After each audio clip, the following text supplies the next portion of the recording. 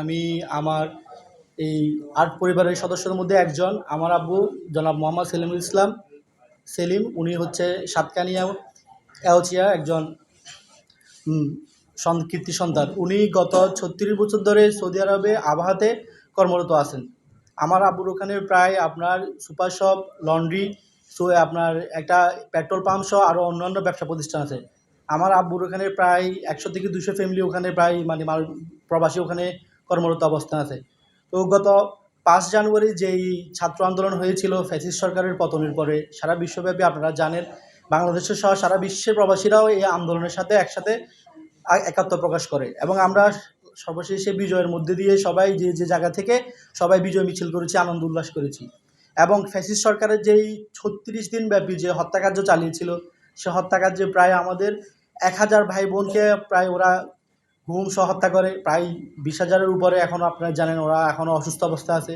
তো তাদের শহীদদের যে আপনার আত্মার মাগফিরাত কামনা করার জন্য এবং অসুস্থদের জন্য আপনার দোয়া মাহফিল করার জন্য গত আগস্ট মাসের ১৬ তারিখে আবহাতে আমরা বুড়ো ওখানে একটা আপনার দোয়া মাহফিল করে। সেই দোয়া মাহফিলের আপনার প্রায় কার্যক্রম শেষের দিকে সৌদি সরকার ওখান থেকে প্রায় ৮ জনকে ওখানে গ্রেফতার করে। তো আমরা পরে জানতে পারলাম ওখানে আমার আব্বু একজন ছিলেন।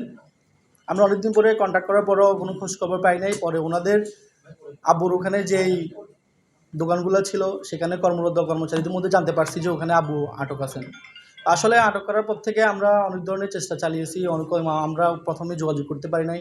পরে বিভিন্ন আঙ্কেলরা ছিল, ওদের থেকে ইনফরমেশন পাইছি যে আব্বুদেরকে অনেকদিন ধরে আটকে রাখা হয়েছে।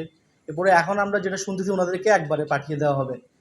যে জিনিসটা আসলে আমাদের জন্য খুবই কষ্টকর, কারণ আব্বু ৩৬ বছর ধরে ওখানে কাজ করতেছেন।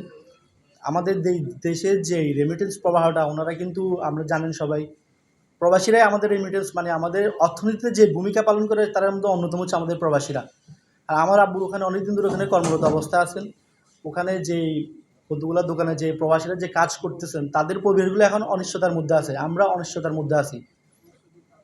আর আমরা যদি আমাদের সরকার, আমাদের যে অন্তর্বর্তীকালীন সরকারের প্রধান উপদেষ্টা প্রফেসর মোহাম্মদ ইউনূস স্যার পররাষ্ট্র মন্ত্রণালয়ের সাথে সরাসরি যদি যোগাযোগ করে যদি সৌদি সরকারের সাথে হস্তক্ষেপ করে, তাহলে আমরা মনে হয় আমার আব্বুদেরকে যার অবস্থান থেকে পূর্বের অবস্থায় ফিরিয়ে নেওয়ার জন্য আমরা অনুরোধ করতেছি, যাদেরকে আগের অবস্থানে ওনারা আগের মতো করে কার্যক্রম পরিচালনা করতে পারে।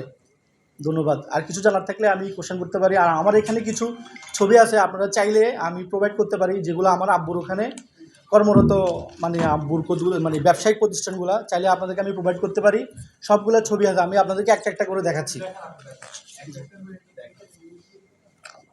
এটা হচ্ছে আমার আব্বুর ওখানে পেট্রোল পাম্প, যেটা এখনও চালু অবস্থায় আছে, বাট আব্বু ওখানে আপনার গ্রেফতার হওয়ার পর থেকে এটার কার্যক্রম আপাতত বন্ধ আছে, কারণ সৌদি সরকার থেকে এখনও কোনো ধরনের কার্যক্রম চালাইতে দিচ্ছে না।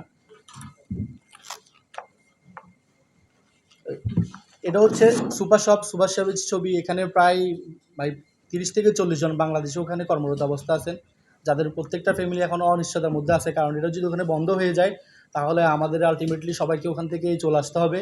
আর আপনারা জানেন আমাদের যে রেমিটেন্স প্রবাহ যেটা, সেটার মধ্যে সবচেয়ে বড় বিনিয়োগ ঘটবে এই যদি প্রবাসীদেরকে বাংলাদেশে সরাসরি একদম পার্মানেন্টলি পাঠিয়ে দেওয়া হয়। এটা হচ্ছে সেই লন্ড্রির দোকান, আমাদের সেখানে লন্ড্রির দোকানটা আছে। আরও একটা দোকান আছে সেলুন। আমি ছবিগুলো কালেক্ট করেছি, যতগুলো পারছি আর কি, কম সময়ের মধ্যে আসলে সবগুলো কালেক্ট করতে পারি না। আরও আমার ওখানে অনেকগুলা দোকান আছে, ব্যবসায়িক প্রতিষ্ঠান আছে।